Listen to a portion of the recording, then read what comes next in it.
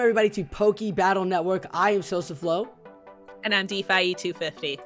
And this is PokeNews. We had a wonderful time in Latin America as we watched the LAIC kickoff for PlayPokemon this weekend. Silph Factions is getting underway as open registrations are open now. And we have the GBL Meta update of a lifetime.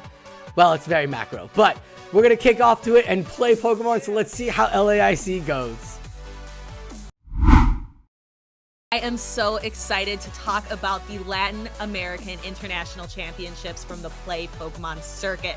That happened just this last weekend, November 26th to 27th. There were 109 players duking it out in Sao Paulo, Brazil. And let's go take a look at the hypest moment of the tournament. Naldo does find this attack, but will it be enough damage? Naldo trying to become a champion here in Sao Paulo. He's 2 wing attacks away. He goes up for it, and that is it. Naldo is your first Latin American International Champion here for the Pokemon Go Championship Series. Eu estou muito feliz, tem noção. Desde que começou esse torneio de Pokémon Go, eu nunca tive a oportunidade de jogar por causa da localização. Então esse ano eu me programei muito bem para poder vir a São Paulo para competir e eu tô sem palavras. Simplesmente obrigado a torcida por vocês. Vocês são incríveis. Crowd here, is it extra special to be qualifying for the World Championships in Yokohama, Japan, in your home country of Brazil? A torcida é incrível. Se não fosse eles, eu não teria vontade de vir para cá. Eu enfrentei diversos problemas para poder estar aqui em São Paulo e competir. Então a multidão é incrível. It was so great to hear from Naldo, hometown hero from Brazil, winning the Latin American International Championship. And I just loved watching this event on Twitch. The internationals have such a different feel than just a regional tournament. There's more hype. The stage was beautiful, and the little music they had in between just felt like you were gonna go take down Arceus. Like, it was like the most hype music, and I had such a fun time watching the stream on Twitch. What did you think, Sosa? Absolutely. It was a wonderful thing to wake up to and just start taking out during the day. My Saturday morning was so fire because the battles were so good. Some of them were making some amazing catches, like game after game after game. The production was so great. The stadium that they played on, the stage that they had, the LED screens in the background. It just seemed like a wonderful experience. Like the crowd was so loud. I think this is one of the first times where the crowd you could hear over Speedius and Gabby. They were just so electric, and it was just so exciting to watch. I completely agree. Again, it's a different feel. It's a different level. So if you have an opportunity to go to an internationals, go. If you're able to go, you should definitely go because it is such a fun time. Yeah, and I just want to say congratulations again to Naldo, played that beautifully down to the wire there. And Gabriel Youre, who had to take it down and come back and fight again. It's a tough matchup. The both of them went to the finals. But we have the winners that are coming up. Let's take a look at what these winners and upcoming matches that are happening in this championship series, DPhiE. These are our battlers that have already qualified, and we are going to see them in Yokohama, Japan in August 2023. From North America, we've already got House Stark, Elam, Hot Pocket, Enhoff, Bird Power, and Buckeye Fitzy. And then just from Latin America, from these internationals, we have a member of the GBL Lindos, or kind of that beautiful that crew that put LNDS in front of their tags, Rargaf, and then LNDS Areo, Naldo, and then Gabrielle Yehova, NATO 999, and Pektriki Albany over in Latin America. We don't have anyone from the Oceanic region quite yet, but they have Brisbane. Not yet, but soon. Brisbane is coming up just this weekend. We'll be talking about that quickly. The 3rd and the 4th of December.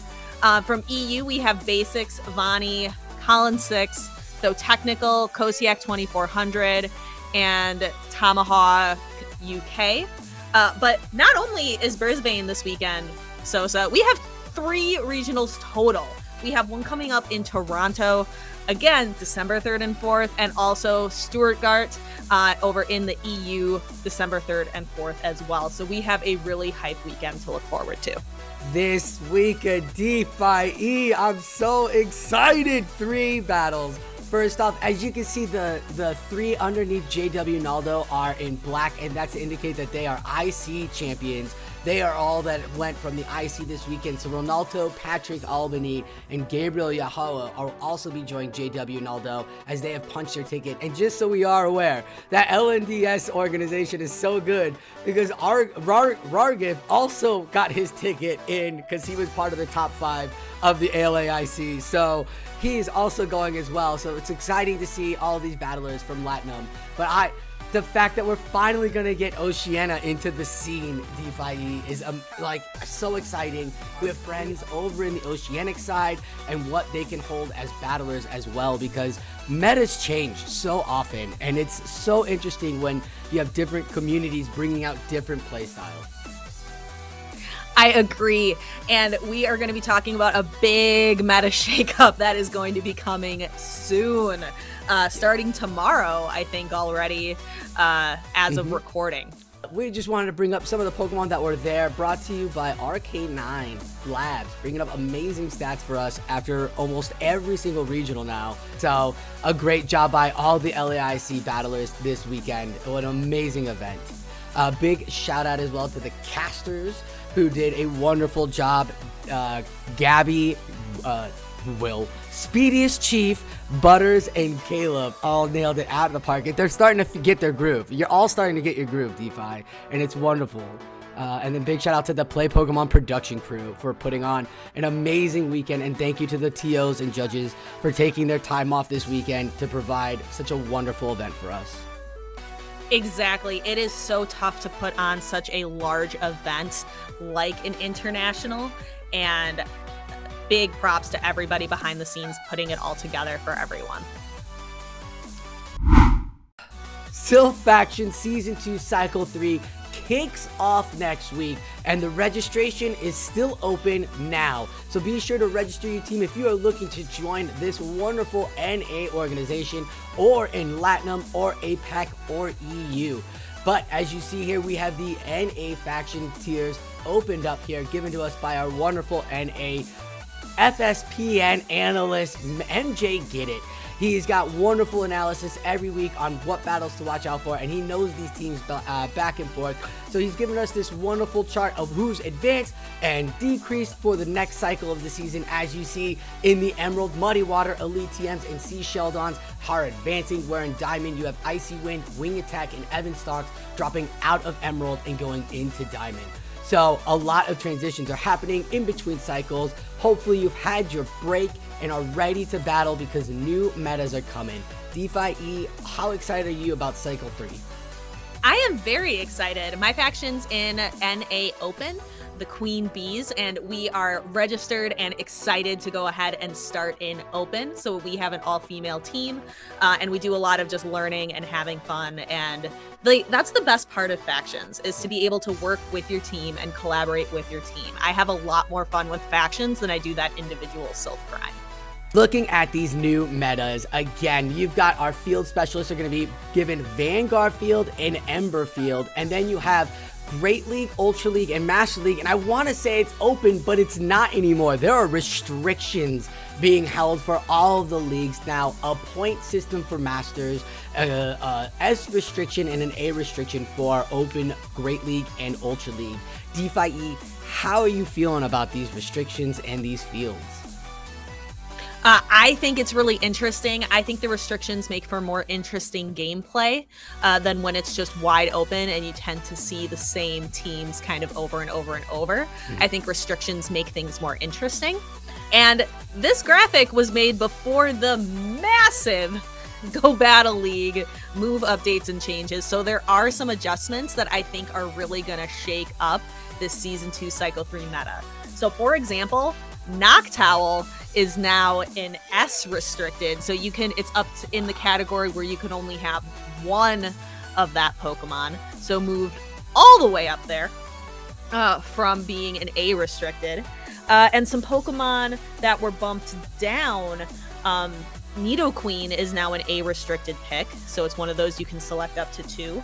More A-restricted picks because they got that much better. Pelipper, Pidgeot, and Aurorus are all A-restricted picks now for the quote-unquote Open Great League.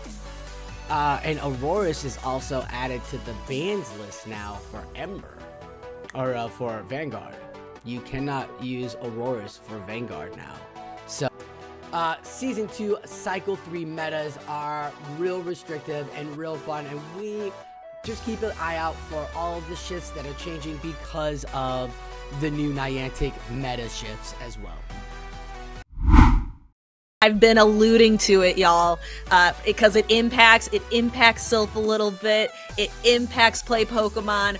We have to talk about the GBL Mythical Wishes update that is dropping very, very soon on December 1st. So by the time you see this video, you're going to be seeing the impacts of these changes. I am so excited, Sosa. We've got different rewards, kind of a familiar avatar item like avatar pose and outfit. Little familiar, little throwback, but lots of attack changes. What do you want to dig into first? I want to dig into GBL Weekend. There's a GB Weekend as well, DPhiE. This is going to be an amazing new Season 13 Mythical Wishes. We asked for it. We asked for more days where we could do 100 battles a day. And they're like, you know what, we'll give you a weekend.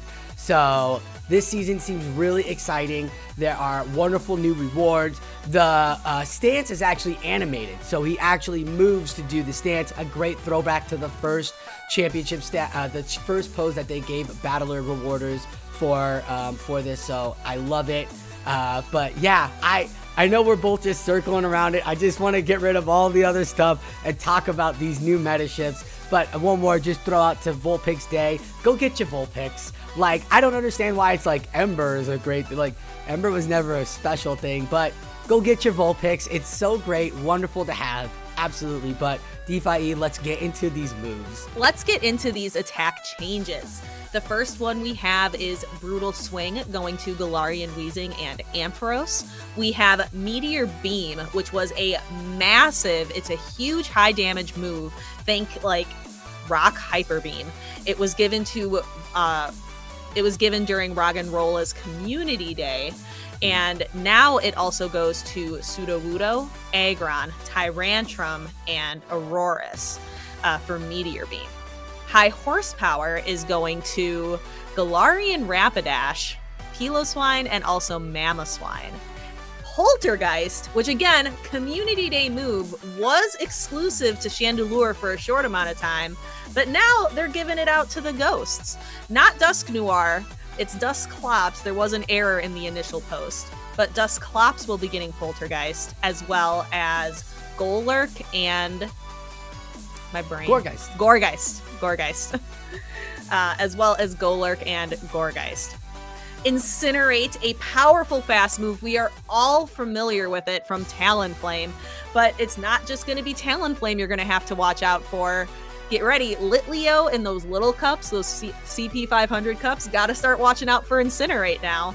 Same with its evolution of Pyroar. We'll be getting Incinerate. DPhiE, if you noticed, all 5 of these moves that are being added are all Community Day moves. The Incinerate was a Talonflame Incinerate move. Brutal Swing was given earlier this year to Hydreigon. High Horsepower we just had. And Poltergeist came onto Chandelure. Like, a Niantic has opened up this season, and this is why they wanted to get these moves in here on these Pokemon. As you see, it's like, it doesn't feel like a big shift, but it's a big shift. There's some great that the entire season of Community Day moves are used now right at the end of the year for us to open up and shift, like a macro shift in our meta. I agree. This is going to be very, very fun to see all of these new attack availability updates, but we also have to talk about some changes to the attacks themselves that we've gotten used to over the seasons, and now we're going to have to relearn them a little bit, Sosa.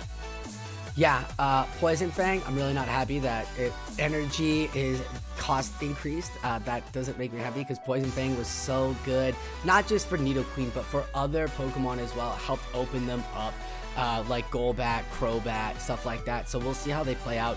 Wing Attack, Energy Generation. Noctowl was good to begin with. It's just gotten so much better, but with that being said, it opens up some of these other Pokemon, and if you noticed, Pidgeot and Pelipper are now in the top 10 on PvPoke. Like Pidgeot with Feather Dance and Brave Bird going to be great out there with this Wing Attack, but it also could open up Charizard as well because that has Wing Attack as well. So many interesting flying Pokemon that it can open up for. But this one's the biggest one, DPhiE. This one, everybody's been crying for this. Everybody has asked, and they finally did it. They nerfed Charm by 1 damage. And everybody's like, oh, it's 1 damage, but that's a big amount of damage. It adds up over time. It's going to make those teams of double Charmers in the back, it's going to make it a little bit tougher. I think some people who rely on double Charm to get to Legend are going to be feeling the hurt a little bit. They're not going to be super charmed by this announcement. So looking at how we're going to begin Season 13, it'll be starting off this Thursday at 1 p.m. So finishing up the last of our Master Catch Cup of Season 12, we're going to kick off into December 1st through the 8th. You will get Great League back and Great League Remix, and then follow that up with December 8th through the 15th. You will continue with Great League again, but you will have the Fighting Cup Great League Edition Remix. And that, as you see, is down below, as that is Pokemon with 1500 CP. As we know, Psychic-type Pokemon are not eligible. The following Pokemon will not be allowed. So I want to point out, it doesn't actually say Fighting Pokemon only. Yeah. I know they updated, I know they fixed some things in the update, but this is the update we got first. Yeah. And I giggled a little bit, Sosa. But I do want to talk about my whole team is on this list from Fighting Cup. I used my Buzzwole. I used the Dragons. I'm sad. So now I have to think of different things to use. Bummed that the Buzzwole, I can't be... Like, I love his little attack animation where he flexes. I think it's great. And I'm bummed I won't see it during the Fighting Cup remix. I was sad to see the Dragons go because I love these fighting dragons because they have that access to Dragon Tail. Season 13 is upon us. It is wonderful. How did your Season 12 end up, Miss DPhiE? Did you hit your goal? I didn't, but that's okay. I did look at the number of battles that I did, and in the summer, when I have less work to do and my schedule is more open, I'm able to do a lot more battles. This season, I did half the battles that I did last season. Last season was close to 2,000. This season was around 1,000. Wow. So I think that speaks to, and that's okay. I had to try again this season. Try to be able to play a little bit more in the cups that I enjoy. I loved Willpower Cup last season. I wish I would have played more of it because I see you on your week 13 or season 13, and good luck to all the battlers on season 13 as GBL is kicking off another wonderful mythical wishes to you, battlers. Battle Nights is coming, and oh my goodness, what have we here but nothing but champions from around the NA and EU, as we have gotten together and have our wonderful Play Pokemon Championship Series champions battling it out on next week for December 8th at 7 p.m. We have EU finalists Basix, Vani, Colin 6, Kosiak, and Tomahawk battling out with NA's House Stark, Enhoff, Hot Pocket, Ilkum, Buckeye Fitzy, and Bird Power 13. DPhiE, I am so excited to have all of these champions battling it out in this format, to see their style in the draft. It is going to be so amazing. You've done these before. What are you expecting for the night? I'm expecting some fantastic battles. These battlers know each other. They are all up there on the world stage. So I'm anticipating some really strategic bans that are going to be played and some real mind games that are happening. Again, because all of these battlers have played on stream. They've played out there in the world in a variety of different ways. So very exciting to see these very well-known battlers take the stage here for for our battle nights.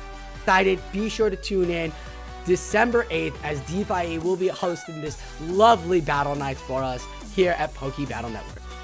So with our powers combined, I think we can now talk about the Planetary Hero Cup that is being put together by the BTW Beginner to Winner podcast. It is called the Planetary Hero Cup. Each team must have one Pokemon for each ring and also pollution. For Earth, that's going to correspond to ground. Fire is fire. Wind is going to correspond to flying. Water is a water type Pokemon. Heart, of course, has to be fairy. And pollution must be a poison type Pokemon. This is such a fun theme, Sosa. It is very fun indeed. As you see as well, there are no overlapping dual types. For example, ground water cannot be a thing and fairy flying can't be a thing.